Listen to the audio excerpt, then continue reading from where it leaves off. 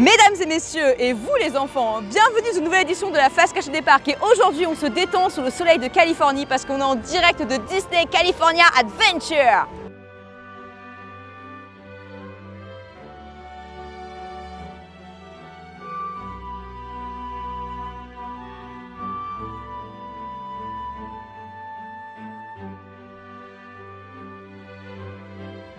California Adventure a ouvert en 2001 et c'était pas vraiment le premier choix de Disney pour son second parc californien.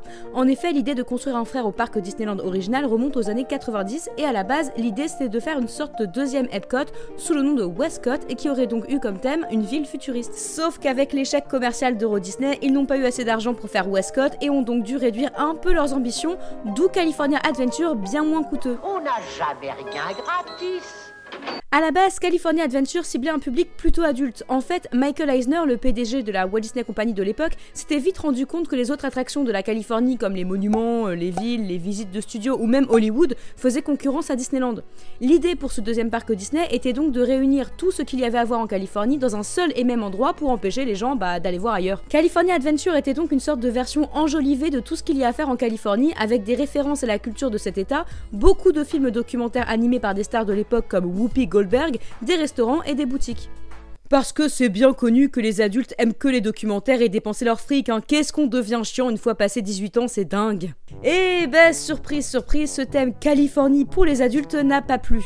Du tout. En fait, ce qui s'est passé, c'est que l'inauguration du parc était un événement réservé au pass annuel. Et on sait tous que les détenteurs de pass annuel sont hyper exigeants. Ils n'ont pas du tout aimé le parc. Ils se sont plaints, et à juste titre, du manque d'attractions par rapport au nombre de boutiques et restaurants, de l'ambiance qui n'avait rien de la magie de Disney, du manque de parades, de spectacles nocturnes et de divertissements pour enfants, et même du thème californien qui semblait un peu superflu étant donné que le parc se trouve en Californie. Résultat, alors que le parc prévoyait environ 33 000 visiteurs par jour, la moyenne était seulement de 5 000. Vous imaginez? Pour faire court, rien dans ce parc n'allait correctement. Il n'y a qu'à voir l'échec de l'attraction Superstar Limo dont on a parlé dans une vidéo précédente que je vous invite du coup à aller voir. Du coup, au fil des années, le parc a dû être entièrement repensé. Très vite, plusieurs spectacles ou restaurants datant de l'ouverture du parc comme un show basé sur Qui veut gagner des millions ont été remplacés ou même carrément détruits, pendant que de vraies attractions familiales ont été rajoutées. En 2002, California Adventure ouvre alors le tout premier land thématisé d'après un film Disney de l'histoire des parcs Disney, Filk Fun Fair, inspiré de Mille et une pattes. Et oui, aussi bizarre que ça puisse paraître, à la base, l'idée de Walt Disney n'était pas du tout de faire des landes dédiées aux films Disney, mais de créer des univers magiques auxquels seraient ajoutés des éléments de ces films.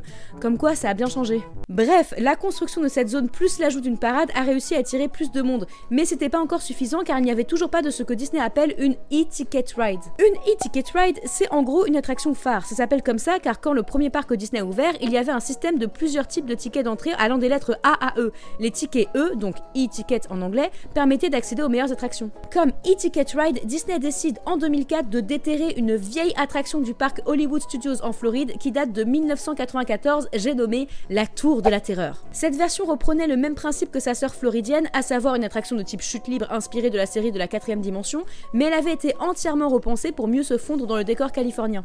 Et si je parle au passé, c'est parce qu'elle n'existe plus actuellement puisqu'elle a été entièrement changée pour coller au thème Gardiens de la Galaxie en 2017.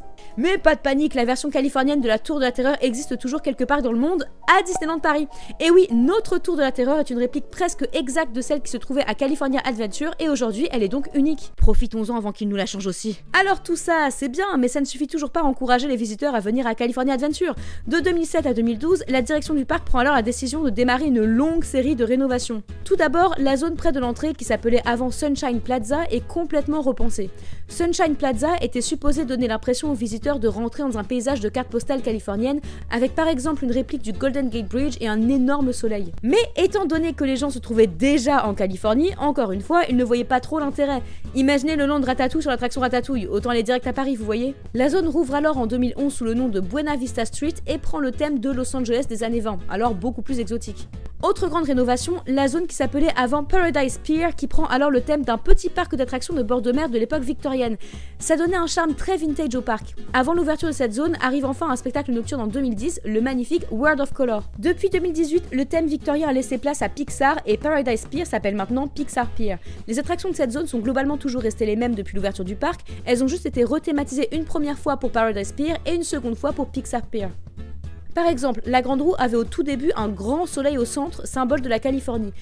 Le soleil est ensuite devenu un Mickey au design vintage, et en 2018, même si Mickey reste, les nacelles deviennent à l'effigie des personnages Pixar. La seule attraction complètement inédite, c'est celle sur Vice Versa qui a ouvert cet été. Enfin, énorme nouveauté de cette période de rénovation, l'ajout du Land Cars en 2012 avec la superbe attraction Radiator Springs Racer. C'est à ce jour la deuxième attraction la plus chère de l'histoire et franchement l'une des plus belles, même pour quelqu'un qui n'aime pas Cars. Cette attraction est incontournable, elle vous fera faire une course en décapotable à travers un paysage californien très bien reconstitué. Un peu de sensation, beaucoup de plaisir pour les yeux, vraiment agréable. C'est aussi l'attraction la plus populaire du parc, donc pensez au fast-pass dès que vous arrivez ou encore à la faire en single rider, sinon vous êtes parti pour 2 heures de queue. Aujourd'hui, California Adventure est enfin rentable, surtout avec le nouveau land Pixar et le land Marvel qui remplacera la zone 1000 et une pattes en 2020. Le parc compte actuellement 7 lands, Buena Vista Street, Pixar Pier, Paradise Garden qui garde le thème victorien de feu Paradise Pier, Grizzly Peak, seule zone qui est restée à peu près la même depuis l'ouverture et qui symbolise les nombreux parcs nationaux de Californie, Pacific Wharf qui représente un village pêcheur de San Francisco et qui contient surtout des restaurants, Hollywoodland qui aujourd'hui s'inspire de l'âge d'or d'Hollywood opposé au Hollywood contemporain à l'ouverture du parc, et Carsland. Toutes ces modifications ont fait revivre le parc, mais le seul souci c'est qu'on s'éloigne de plus en plus du thème de base de California Adventure, puisque maintenant le côté culture californienne s'estompe de plus en plus. Il n'est donc pas impossible que le parc finisse par changer de nom un jour. Ouf, on a fini avec la partie historique, allons nous détendre en faisant quelques attractions. L'Incredicoaster, une version entièrement revisitée de California Screaming qui avait ouvert en 2001. C'est comme son nom l'indique, un roller coaster sur le thème des indestructibles et c'est la grosse nouveauté 2018. Juste à côté, on a Toy Story Midway Mania, une attraction interactive un peu dans le même style que Buzz Lightyear Laser Blast à Disneyland Paris. Vous êtes à bord de petites voitures avec des lunettes 3D et vous devez tirer sur des cibles fictives en branlant le plus vite possible. C'est super amusant, mais je vous déconseille de le faire plus de 2 fois de suite parce que vous allez vraiment le sentir dans les bras. Pour l'anecdote, Toy Story Midway Mania a ouvert en 2008 à la fois à California Adventure et à Hollywood Studios en Floride. Et plus tard, il a ouvert en 2012 à Tokyo Disney-Sea. Plus qu'à attendre qu'il arrive un jour chez nous, c'est pas comme si on avait un land Pixar aussi, hein, lol. Autre attraction bien sympa, le Dark Ride sur la petite sirène ouvert en 2011 qu'on peut aussi trouver à Magic Kingdom en Floride. Niveau technologie, il est au top, surtout l'animatronics d'Ursula.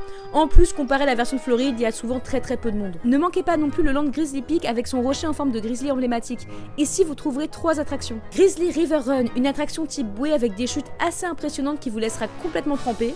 Redwood Creek Challenge Trail, une aire de jeu dans une réserve naturelle avec des clins d'œil au film Lao et Frères des ours. Oui, ce film existe encore. Et Soaring Around the World, un simulateur qui vous donnera la sensation de voler un peu comme l'extraordinaire voyage au Futuroscope. Sauf que ça a été construit genre 15 ans avant celle du Futuroscope qui se veut être à la pointe de la technologie.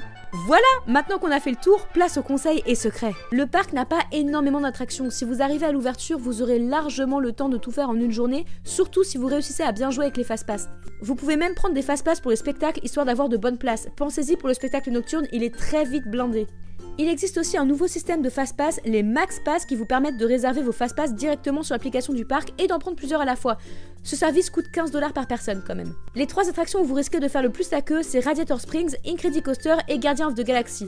Le mieux, c'est de prendre un fast-pass dès l'ouverture pour Radiator Springs et d'aller faire Incredicoaster, puis de continuer avec les attractions de Pixar Pier. Ensuite, allez faire Radiator Springs et dès que vous le pouvez, allez prendre votre fast-pass pour Guardian of the Galaxy. A savoir que si vous venez en période d'Halloween, Guardian of the Galaxy aura un parcours différent en soirée. L'attraction fermera donc ses portes le temps de changer de parcours. Guettez donc l'heure à laquelle l'attraction réouvre pour vous tenir en première ligne et éviter la queue.